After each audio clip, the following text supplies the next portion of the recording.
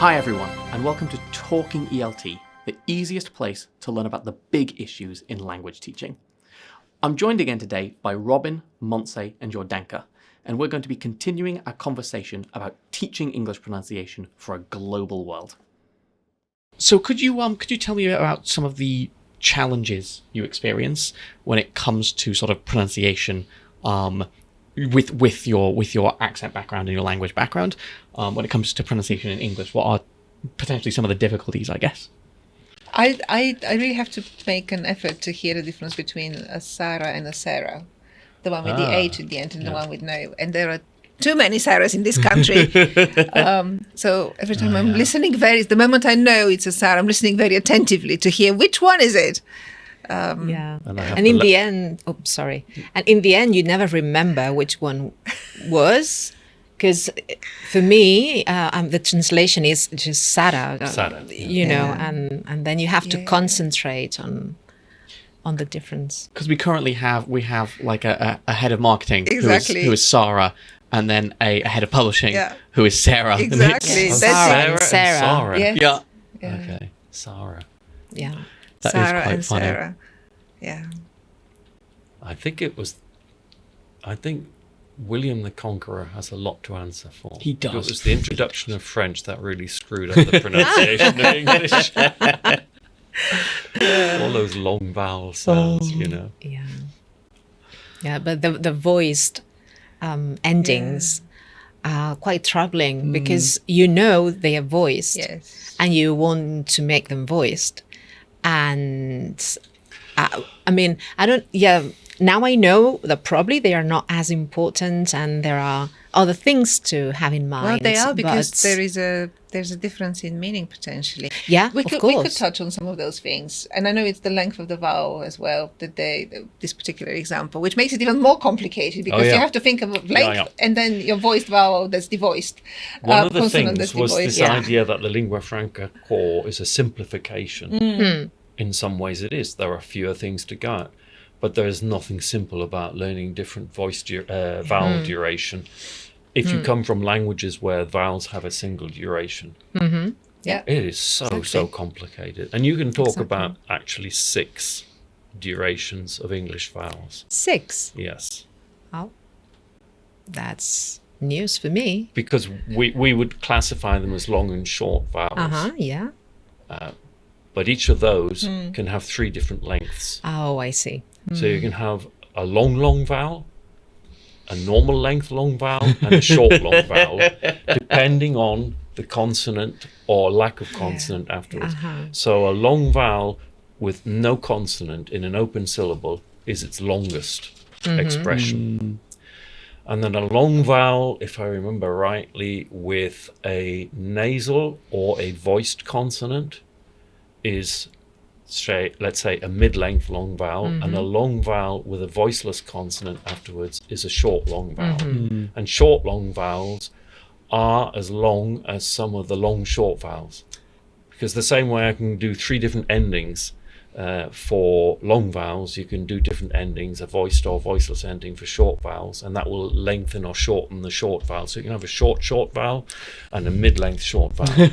So we're talking at least you can't have an open syllable with a short vowel. You can't have a short vowel and then no consonant afterwards.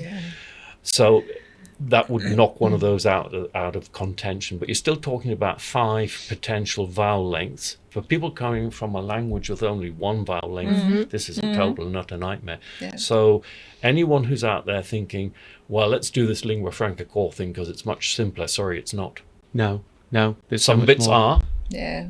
Other bits are massively difficult for most learners to pick up on. They are. Shall we talk about this a little bit? Because because it is an interesting one, just to recognize that the lingua franca core is there, and it does make, it's there for a reason, but it doesn't necessarily mean it's easier. No, it's a different dance. It's a different dance. I sometimes said to people, I would show people doing ballroom dancing, and then I'd put up an image of people doing break dancing. I love that. This is really, really difficult. It's ballroom dancing. People spend their lives becoming brilliant at this in order to compete and win medals. And I said, this is also hugely difficult. And the people who are ballroom dancing couldn't even begin to compete in breakdancing. So when we go from pronunciation for international intelligibility, as opposed to pronunciation in order to achieve native speakiness in your accent, you're not going from hugely difficult to massively simple. You are changing from one style of speaking to another style, and both styles create problems for you as a learner. And the vowel length thing is a The vowel mega length problem. is a big thing. It still is a thing, Yes. for me. Yes, all those years. And the other one is aspiration, because we don't aspire in Bulgarian. Yeah. So Same. very Same often, in yes, Spanish, I need to be careful. And it's that consciously stopping the book example that you were giving. You can do it, but you have to stop yourself and think about it. Yeah. Yeah. And my favorite one is owl. I still can't say owl properly. The animal, or The animal. W-L, Yeah. the bird. Yes, you can. Yeah. Well, 'Cause I yes, hadn't but I understood had to anything stop. else. I had to stop yeah, and yeah, think. yeah. So if I didn't, it would come out completely Yeah. differently Yeah. because of the dark L there that you've got. Yeah, it's that consciousness always working. Yeah. you Always know, working, yes. I think, and it's cognitively tiring. Oh, wow. You know, No, but- Any- it's like, isn't it? It's like you're trying to sound the best you can, Yeah. and remember. Well, now that I know all those vowel lengths, my consciousness is gonna be mental. Do you go into them in the book? But yes, we do. Oh, good, good. Yeah. We have an But- activity on. yeah, vowel yeah, length. yeah. It is very Sometimes, yeah. exhausting. You are double thinking. You are trying to make it right, and you're thinking of exceptions at the same time. And when you want to follow your train of thought, sometimes you get lost. You stop Yeah, and yeah, say, of course. "Oh, I wanted to say that, but I wanted to pronounce it like that, but Yeah. it just came out wrong." Sometimes you feel like that as well. This is one of the reasons why we pronunciation has been largely marginalized. It's tacked on. Yeah. Sorry, if you are struggling with your pronunciation as a speaker, the burden, the cognitive burden is so great as you refocus on the pronunciation that you can't be in the bit of creating original content, which is what normal speech is about. It's all original content. Yeah. And so there's this mega conflict and the brain can't deal with it. And the victim is the content. Yep. So you then look stupid because of what comes out of your mouth.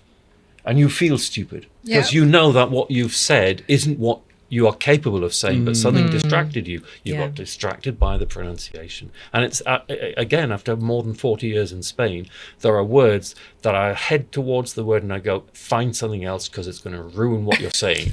So there's a bit of me monitoring which words I Yeah. don't want to pronounce. Yeah. I can relate to that. Yeah. It's so interesting, you know. It is astonishing. I'm gonna dig myself my own grave if I say that word. So you say some other word, and then you think, "Oh, it wasn't the word," because the one you avoided, you Yes. know, is the one you Yes. wanted to Yeah. say. So pronunciation isn't something you can tack on. It so underlies performance in a second language. And also, we in the paper, and also I'm sure you touch on it in the book. We talked about how pronunciation really facilitates the development of all the other skills, and that's something that I'm sure we can all relate to as learners of another language. How being confident or knowing that you can make a mistake when you speak can really help you speak, write, and even read much better. So the importance of pronunciation for the development of the other skills is really critical. Absolutely. The one that for me was, you're always looking for, well, perhaps me, because of my original science background, I'm looking for harmony and I'm looking for order. So it doesn't take very long before you spot that they're slow speaking because of pronunciation problems. So let's sort that out. There's a clear link between fluency and good or not good pronunciation. Fine, no problem. Listening soon also rears its head and you go, yeah, it's obvious. If they don't know it's pronounced like that, they can't hear it in the speech stream. So I do need to do some pronunciation work before I let them listen, otherwise they don't have a chance. Yeah. And then I'm thinking, hey, you know, some of these mistakes, the spelling mistakes my students are making, it's pronunciation based. and it's coming out in their writing. I remember Yes, I got yeah. this bunch of essays in from my students, and they were argumentative about the good and bad of tourism. And so there was this paragraph that students, one after another, would start with the word festival. I go, what? Well, it's basic tourism vocabulary, a festival. Mm-hmm. Yes. But what's it doing at the beginning of a paragraph? So I said to them, a lot of you guys began your paragraphs with festival. And they said, yeah, that's how you begin so much of what you say in class. Like, me? And they said, yeah. You say, festival, I want to tell you about. And they go, wow. So that's writing affected by poor pronunciation. Yeah. So now I've got 3 of the skills. Festival. And I'm thinking, wouldn't it be funny? Because we knew about grammar, links between grammar, defining, non-defining clauses with pauses and things like yeah. that. So grammar's connected into pronunciation. And vocabulary, if you can't pronounce a word, you won't use it, for example. Yeah. So there's only one missing now, and it's reading. And there's Catherine Walter with Michael Swan at IATEPL. And Catherine's reporting on her research into reading in English as L2. And it was a really interesting talk, but she ended it with what was an apparently throwaway statement. She said, okay, final thing, if you followed me so far and you're interested in improving your students' reading in English as their L2, improve their pronunciation. And I'm editor of the Pronsig Journal at that point, Speak Out. And I go, whoa, ran down to the front. Hello, Catherine. You won't remember me. We do know each other. We have met. But that last statement is an article that I want from you for Pronsig Journal, Speak Out. And she said, fine. What's my word length? This. What's my deadline? This. In came the article. Faultless. Yeah. Busy people are brilliant because they meet deadlines and it's all perfect anyway. And it's this superb article that shows how, if you can't pronounce English, especially at lower levels of reading, if you can't pronounce the words, you can't process them. The words go into your short-term memory, and they're sent around, the words you are reading on the page, they're sent around the phonological loop, and you hear them aloud in your head. And they're sent several times around the phonological loop while the working memory works out what to do with them and ties them into previous words and words that might come, and also connects through to your lexicon in your long-term memory to make sure you know the word. And if you can't pronounce it, And if you can't pronounce it, it decays on its way around the phonological loop and doesn't get back into the central executive of the working memory. It's lost. The word on the page has got lost in the phonological loop because you couldn't pronounce it. okay, that's So fascinating. you get students, and I was watching this, I was aware of it, but didn't know how to deal with it. In class, you're watching students, and you can see that after 5 minutes, their finger's gone back. These are adult students, their finger has gone back to a second line or something like that. And you go, this student's having problems reading. So I would say to the students, you finding this reading difficult? Yeah, and I said, come down Friday, 1 o'clock, which is when I open up the self-access centre. I'll give you some more reading. And I would send them home with extensive reading to do, thinking I was solving the problem. Now I'm compounding the problem. Yep. They couldn't read because they couldn't pronounce. And with this article that Catherine wrote, I suddenly go, it's there. That's the answer. I've got grammar, vocabulary, and the 4 skills. And what is the cement that holds them together in the middle, not on the margins? The cement is pronunciation. And if your pronunciation of English is poor, then everything else will continually fall apart.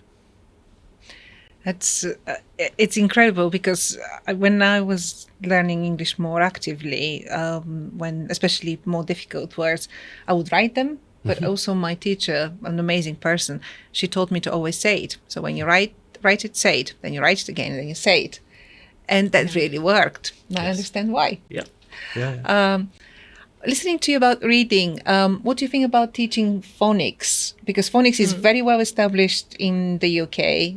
So for mother tongue English-speaking children, mostly works fine. Not always, we know that. But what do you think about it in the context of the second language?